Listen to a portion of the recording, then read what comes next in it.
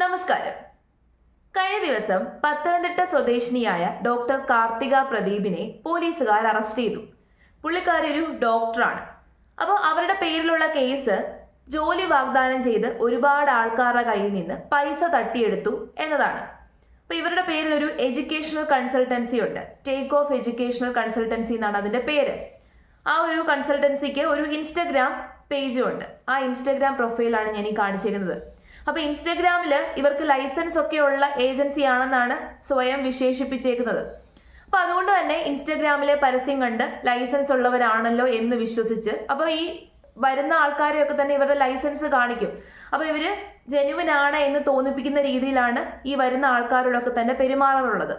അങ്ങനെ വന്ന ആൾക്കാരുടെ കയ്യിൽ നിന്നൊക്കെ UK ജോലി വാഗ്ദാനം ചെയ്ത് അവിടേക്ക് വിസയൊക്കെ വാഗ്ദാനം ചെയ്തിട്ട് ഒരുപാട് ലക്ഷക്കണക്കിന് രൂപയാണ് വാങ്ങിച്ചെടുത്തത്. അപ്പൊ ആദ്യമൊക്കെ നല്ല പെരുമാറ്റമായിരുന്നു. അതിനുശേഷം അവരുടെ പെരുമാറ്റം ഗ്രാജുവലി മാറാൻ തുടങ്ങി, ദേഷ്യമായി. എന്നിട്ട് ഈ പൈസ നൽകിയ ആൾക്കാരുടെ കുറ്റം കൊണ്ടാണ് വിസ കിട്ടാത്തത് എന്ന രീതിയിൽ കാര്യങ്ങളെ വരുത്തി തീർത്തിട്ട് അവസാനം വിസയും കൊടുത്തില്ല, കയ്യിലെ പൈസയും പോയി. അങ്ങനെ ഒരുപാട് ആൾക്കാർ പരാതിപ്പെട്ടു. ആ പരാതി കിട്ടിയതിനെ തുടർന്നിട്ടാണ് പോലീസുകാർ അവരെ അറസ്റ്റ് ചെയ്തത്. അപ്പോൾ അറസ്റ്റ് ചെയ്തതിന് തൊട്ട് മുമ്പ് ഇവരെ ഇതേപോലെയുള്ളൊരു ആള് വിളിച്ചു. ഇവർക്ക് പൈസ കൊടുത്ത ഒരു വ്യക്തിയാണ്. ആ വ്യക്തി വിളിച്ചപ്പോൾ ഇവർക്കൊരു കൂസലും ഇല്ല, യാതൊരു രീതിയിലുള്ള ഒരു കുറ്റബോധവും ഇല്ലാതെ അവർ ചെയ്തത് ശരിയാണ് എന്നുള്ള രീതിയിലാണ് അയാളോട് സംസാരിച്ചത്.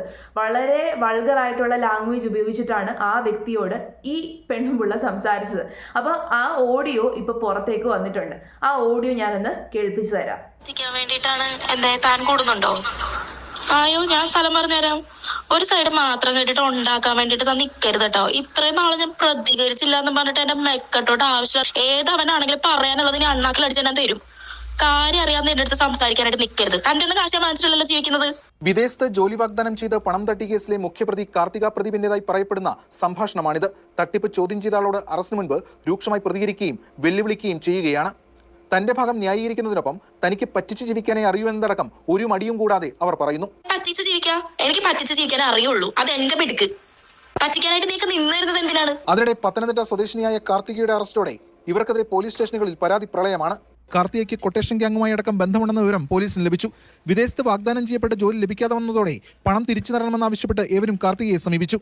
എന്നാൽ വിളിച്ച പലരെയും ഇവർ ഭീഷണിപ്പെടുത്തുകയാണ് ഉണ്ടായത്. കാപ്പ കേസ് പ്രതികളുടെയും മറ്റും സഹായത്തോടെയായിരുന്നു ഇതെന്നും പോലീസിന് വ്യക്തമായി. കാർത്തികയുടെ ഫോൺ കസ്റ്റഡിയിലെടുത്തിട്ടുണ്ട്. ഫോൺ കോൾ രേഖകൾ വിശദമായി പരിശോധിക്കുകയാണ്. കേസിൽ കാർത്തികയ്ക്ക് പുറമെ കൂടുതൽ പ്രതികൾ ഉണ്ടാകുമെന്ന സൂചനയും പോലീസ് നൽകുന്നു. തട്ടിപ്പിന്റെ വ്യാപ്തി ലക്ഷങ്ങളിൽ നിന്നും കോടികളിലേക്ക് എത്തുകയാണ്. Take off overseas educational consultancy എന്ന സ്ഥാപനത്തിന്റെ മറവിലായിരുന്നു. അപ്പോൾ ഈ പുള്ളിക്കാരി പറയുന്നത് അവൾ ആരെയെങ്കിലും പറ്റിച്ചിട്ടുണ്ടെന്നുണ്ടെങ്കിൽ അത് അവളുടെ കഴിവാണ്, അവളുടെ മിടുക്കാണെന്നാണ്. വല്ലാത്ത കഴിവ് തന്നെയാണ് ചേച്ചിയുടേത്. പക്ഷേ ഇതിനകത്ത് ആ പറഞ്ഞതിൽ ഒരു ശരിയില്ലാതെ ഇല്ല. അതായത് ഇവരെ പോലെയുള്ള ആൾക്കാർ പറ്റിക്കാൻ നിൽക്കുമ്പോഴേക്കും പറ്റിക്കപ്പെടാൻ വേണ്ടിയിട്ട് ഒത്തിരി പൊട്ടന്മാർ നമ്മുടെ നാട്ടിലുണ്ട്. ഇപ്പോൾ നമ്മുടെ നാടിനെ അലട്ടുന്ന ഏറ്റവും വലിയൊരു പ്രശ്നമാണ് തൊഴിലില്ലായ്മ. അപ്പോൾ അങ്ങനെയുള്ളത് കൊണ്ട് തന്നെ ഒരുപാട് ആൾക്കാർ പുറത്തേക്കൊക്കെ ജോലി അന്വേഷിച്ച് കഷ്ടപ്പെടുവാണ്. അപ്പോൾ ഇത്തരത്തിൽ ജോലി അന്വേഷിക്കുന്നവരൊക്കെ തന്നെ ആദ്യം സമീപിക്കുന്നത് ഏതെങ്കിലും ഒരു കൺസൾട്ടൻസിയോ ഏതെങ്കിലും ഒരു ഏജൻസിയോ ആയിരിക്കും. കാരണം അവരുടെ കയ്യിലാകുമ്പോൾ അവരുടെ കയ്യിൽ പൈസ കൊടുത്തു കഴിഞ്ഞാൽ എല്ലാം പെട്ടെന്ന് ശരിയാക്കി കിട്ടും. നമ്മൾ വേറെ കാര്യങ്ങളൊന്നും തന്നെ അറിയണ്ട. അതുകൊണ്ട് ഇത്തരം ഏതെങ്കിലും ഒരു ഏജൻസിയെ ആൾക്കാർ പൈസ ഏൽപ്പിക്കും. അപ്പോൾ അതിനനുസരിച്ചിട്ട് ഒരുപാട് ഫേക്ക് ഏജൻസികൾ ഇപ്പം നമ്മുടെ നാട്ടിലുണ്ട്. ഇങ്ങനെ തൊഴിലില്ലാത്ത ആൾക്കാരെ ചൂഷണം ചെയ്യാൻ വേണ്ടിയിട്ട് മനഃപൂർവ്വം ഇപ്പോൾ ഒരുപാട് കള്ള ഏജൻസികളുണ്ട്. അവരുടെ കയ്യിലൊക്കെ ലൈസൻസും ഉണ്ട്. അതാണ് ഒരു വിരോധാഭാസം. നമ്മളെല്ലാവരും ലൈസൻസ് ആണല്ലോ പ്രധാനമായിട്ട് നോക്കുന്നത്. ഏതെങ്കിലും ഒരു ഏജൻസിയോ അല്ലെങ്കിൽ കൺസൾട്ടൻസിയോ ഒക്കെ സമീപിക്കുമ്പോൾ അവർക്ക് ലൈസൻസ് ഉണ്ടോ, ഗവൺമെന്റിന്റെ കയ്യിൽ നിന്നുള്ള ലൈസൻസ് ഉണ്ടോ എന്ന് നോക്കും. ലൈസൻസ് ഉണ്ട് എന്നുണ്ടെങ്കിൽ നമ്മൾ വിചാരിക്കും അവർ ജെന്യുവിൻ ആണ്, അപ്പോൾ നമുക്ക് വിശ്വാസമാകും. അപ്പോൾ ആ ലൈസൻസ് എടുത്ത് കാണിച്ചിട്ടാണ് ഇവർ പറ്റിച്ചുകൊണ്ടിരിക്കുന്നത്. ഒത്തിരി ആൾക്കാരാണ് ഇതേപോലെ വർഷങ്ങളായിട്ട് പറ്റിക്കപ്പെട്ടുകൊണ്ടിരിക്കുന്നത്. ഒരു തവണ പറ്റിക്കപ്പെട്ടവർ പോലും പിന്നെയും ഇതേ വലയിൽ പോയി വീഴും. കാരണം ഇപ്പം തൊഴിലില്ലായ്മ ഒരു വലിയ പ്രശ്നമാണ്. അപ്പോൾ ഇത്തരത്തിലുള്ള കാര്യങ്ങൾ ഇവിടെ ഉണ്ടാവരുത് എന്നുണ്ടെങ്കിൽ ഇതിനകത്ത് ഗവൺമെന്റ് തന്നെ ഇടപെടണം. ഗവൺമെന്റ് തന്നെ ഇനിഷ്യേറ്റീവ് എടുത്ത് കാര്യങ്ങൾ ചെയ്തെങ്കിൽ മാത്രമേ ഇത്തരം തട്ടിപ്പുകാരെ നമുക്ക് ഈ നാട്ടിൽ നിന്ന് ഒഴിവാക്കാൻ വേണ്ടിയിട്ട് പറ്റത്തുള്ളൂ. തൊഴിലില്ലായ്മ എന്ന് പറയുന്ന പ്രശ്നത്തിന് നല്ല രീതിയിൽ ഒരു പരിഹാരം ഗവൺമെന്റ് തന്നെ കാണണം. ഇത്തരത്തിൽ ഫേക്ക് ആയിട്ടുള്ള ഏജൻസികൾ വളർന്നു വരുമ്പോൾ അവരെ കണ്ടെത്തി അവരെ നശിപ്പിക്കാനുള്ള കാര്യങ്ങളും ഗവൺമെന്റ് തന്നെ ഇനിഷ്യേറ്റീവ് എടുത്ത് ചെയ്യണം. അങ്ങനെയൊന്നും ചെയ്തില്ലെന്നുണ്ടെങ്കിൽ നമ്മുടെ നാട്ടിലെ പൗരന്മാരുടെ അവസ്ഥ എന്താണ്? തൊഴിലുമില്ല, കയ്യിലിരിക്കുന്ന പൈസയും പോയി, വല്ലാത്തൊരവസ്ഥയാണ്. ഇവളെ പോലെയുള്ളവർക്കൊക്കെ ഒരുപാട് ബാക്ക് സപ്പോർട്ട് ഉണ്ട്. ഇതൊരു വ്യക്തിയല്ല, കാർത്തിക പ്രദീപ് എന്ന് പറയുന്ന ഒരു വ്യക്തിയല്ല. അവളുടെ പുറകിൽ ഒരുപാട് ആൾക്കാരുണ്ട്, ഗുണ്ടകളുണ്ട്. പൈസ തിരിച്ചു ചോദിക്കുന്നവരെ അങ്ങനെയാണ് ഇവളൊക്കെ ഭീഷണിപ്പെടുത്തുന്നത്. പൈസ തിരിച്ചു ചോദിക്കുമ്പോഴേക്കും നീ എന്നാ വാങ്ങിച്ചെടുക്കുക എന്നുള്ള രീതിയിലായിരിക്കും ഇവളൊക്കെ സംസാരിക്കുന്നത്. അല്ലെന്നുണ്ടെങ്കിൽ ഇത്ര ധൈര്യത്തോടു കൂടി ഈ കാര്യങ്ങളൊന്നും ചെയ്യില്ലല്ലോ. ഇവർക്കൊക്കെ ലൈസൻസ് ആര് കൊടുത്തു? ഇത്തരത്തിൽ ഫേക്ക് ആയിട്ടുള്ള ഏജൻസികൾക്കൊക്കെ ലൈസൻസ് ആര് കൊടുക്കുന്നു എന്നതും കൂടി നമ്മൾ കണ്ടെത്തണം. ചിലപ്പോൾ ഒരു പക്ഷെ ജെന്യുവിൻ ആണ് എന്നുള്ള രീതിയിൽ തുടങ്ങിയതാകും. ആരെങ്കിലും കുറച്ച് പേരെയൊക്കെ UK തന്നെ ജോലി കൊടുത്തിട്ടുണ്ടാകും. അപ്പോൾ അവർക്ക് ലൈസൻസ് കിട്ടും. അവസാനം ഈ ലൈസൻസ് കയ്യിൽ കിട്ടുമ്പോഴേക്കും അവരതൊരു മറയായിട്ട് എടുത്തിട്ട് ഇങ്ങനെ ഒരുപാട് ആൾക്കാരെ പറ്റിക്കും. കുറേ ആൾക്കാർ പറ്റിക്കപ്പെട്ടാലും തുറന്നു പറയില്ല, പക്ഷെ ചില ആൾക്കാർ പറയും. എനിക്ക് തോന്നുന്നു ഏറ്റവും കൂടുതൽ പാവങ്ങളായിട്ടുള്ള ആൾക്കാരാണ് ഇവരുടെയൊക്കെ വലയിൽ ചെന്ന് വീഴുന്നത്. കയ്യിൽ പൈസ എടുക്കാനില്ലാത്ത പാവങ്ങൾ. അവരെങ്ങനെയെങ്കിലും ജോലി കിട്ടുമല്ലോ, ജോലി കിട്ടിക്കഴിഞ്ഞാൽ ഞങ്ങളുടെ കഷ്ടപ്പാട് തീരുമല്ലോ എന്ന് പ്രതീക്ഷിച്ച് എവിടെന്നെങ്കിലുമൊക്കെ കടം വാങ്ങിച്ചും ലോൺ എടുത്തും ഒക്കെ ആയിരിക്കും ഇവരുടെ കയ്യിൽ പൈസ കൊടുക്കുന്നത്. അവസാനം വലിയ കടക്കാരായിട്ട് അവർ മാറും. സത്യത്തിൽ അതിനേക്കാട്ടി ഭേദം ഇങ്ങനെ ലോൺ എടുത്ത് കടം വാങ്ങിച്ച് പുറത്തേക്കൊക്കെ പോകുന്നതിനേക്കാട്ടിൽ ഭേദം ഇവിടെ ഏതെങ്കിലും ഒരു സാധാരണ ജോലി ചെയ്ത് ജീവിക്കുന്നതാണ്, കൂലിപ്പണി ചെയ്ത് ജീവിക്കുന്നതാണ്. സത്യമല്ലേ? അതല്ലെന്നുണ്ടെങ്കിൽ നമ്മുടെ പൈസ ജെനുവിൻ ആണ് എന്ന് പൂർണ്ണ ബോധ്യമുള്ള ആൾക്കാരുടെ കയ്യിൽ മാത്രമേ കൊടുക്കാൻ പാടുള്ളൂ. ജെനുവിൻ ആണെന്ന് എങ്ങനെ വിശ്വസിക്കും ചോദിച്ചു കഴിഞ്ഞാൽ ഏതെങ്കിലും ഒരു ഏജൻസിയെ സമീപിക്കുന്നതിന് മുമ്പ് ഒന്നാമത് ലൈസൻസ് ആണ്. ആ കയ്യിലിരിക്കുന്ന ലൈസൻസ് ജെനുവിൻ ആണോ, അത് 100% ട്രൂ ലൈസൻസ് ആണോ എന്ന് നമ്മൾ ഉറപ്പുവരുത്തുക.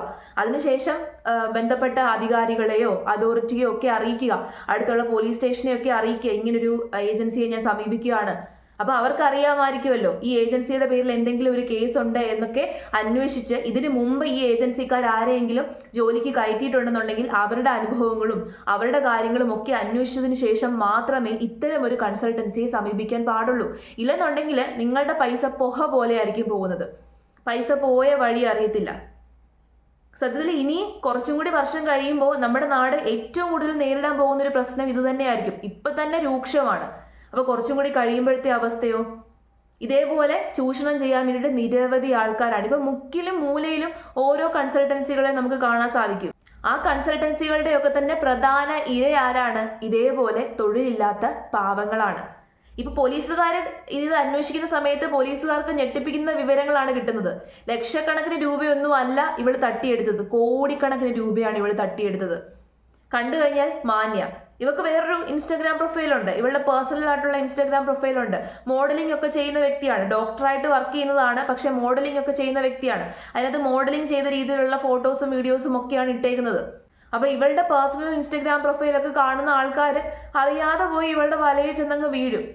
ഓ, നല്ല മാന്യാണല്ലോ എന്നൊക്കെ നമ്മളങ്ങ് വിചാരിക്കും, പ്രതീക്ഷിക്കും. പ്രത്യേകിച്ച് ഒരു ഡോക്ടറും കൂടിയാണല്ലോ. പക്ഷേ അവരുടെ കയ്യിൽ നിന്ന് നമ്മൾ ഒരിക്കലും മാന്യത പ്രതീക്ഷിക്കാൻ പാടില്ല. അവളുടെ വായിൽ നിന്ന് വരുന്ന വർത്തമാനം നിങ്ങളൊന്ന് നോക്കിക്കേ. അവൾക്കൊരു കുറ്റബോധവും ഇല്ല. അവൾ ചെയ്ത തെറ്റിനെ അവൾ ന്യായീകരിക്കുകയാണ്. അവൾ ചെയ്തത് ശരിയാണ് എന്നുള്ള രീതിയിലാണ് അവൾ ആ വോയിസ് റെക്കോർഡിൽ സംസാരിക്കുന്നത്.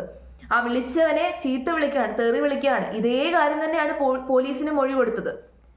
ഞാൻ ചെയ്തത് എൻ്റെ മിടുക്ക്, പറ്റിക്കപ്പെടാൻ ആൾക്കാരുള്ളത് കൊണ്ടാണ് ഞാൻ പറ്റിച്ചത്. ആ ഒരു രീതിയിലാണ്, ആ ഒരു മെന്റാലിറ്റിയിലാണ് അവൾ സംസാരിച്ചേക്കുന്നത്. അതിന് കാരണം അവൾക്ക് നല്ല ബാക്ക് സപ്പോർട്ട് ഉണ്ട്. പെട്ടെന്ന് തന്നെ ജാമ്യത്തിൽ ഇറങ്ങാൻ പറ്റും, പെട്ടെന്ന് തന്നെ ഈ കേസിൽ നിന്ന് ഊരിപ്പോകാൻ പറ്റുമെന്ന് അവൾക്കറിയാം.